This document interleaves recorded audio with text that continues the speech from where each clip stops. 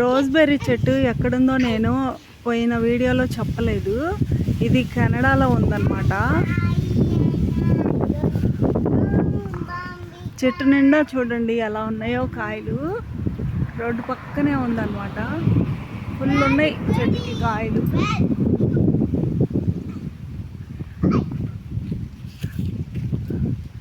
అయ్యో పెద్ద చెట్టు.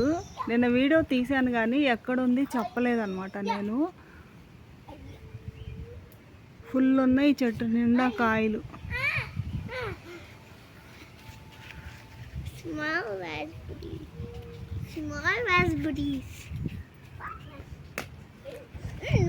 చాలా పెద్ద చెట్టు.